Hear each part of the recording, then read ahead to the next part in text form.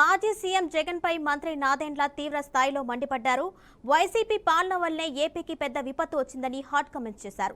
జగన్ చిల్లర రాజకీయాలు మానుకోవాలని నాదెండ్ల హెచ్చరించారు. 3 నెలలకే ఇంత ఏడుపెందుకని ప్రశ్నించిన మంత్రి బియ్యం దారి మళ్లింపు చర్యలకు రంగం సిద్ధం చేసినట్టు వెల్లడించారు. బాధ్యులపై క్రిమినల్ చర్యలు తీసుకుంటామని మంత్రి చెప్పారు.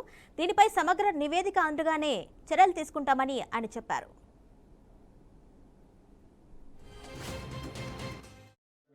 చాలా ఆశ్చర్యం కలిగించింది నాకు.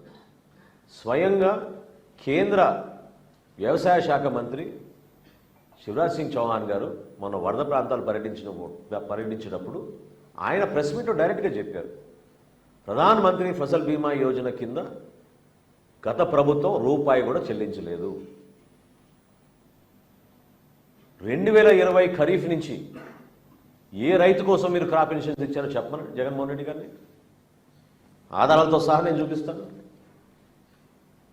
మీ 4 సంవత్సరాలు 2020 నుంచి మీ పరిపాలనలో రైతులకు అందించాల్సిన క్రాప్ ఇన్సూరెన్స్ పథకం మీరు ఎక్కడైనా ఇచ్చారా?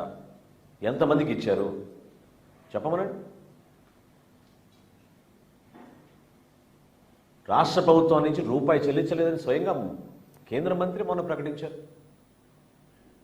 ఎందుకు ఈ విధంగా అబద్ధాలు ఆడుతున్నారు? ఎవరిని మభ్యపెట్టాలని అనుకుంటున్నారు మీరు?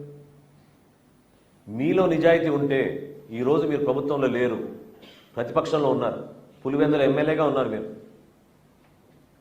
ఒక పార్టీకి అధ్యక్షుడిగా ఉన్నారు. మీరు మీ పార్టీ యంత్రాంగాన్ని మొత్తం కదిలించండి, తీసుకురండి క్షేత్రస్థాయిలో.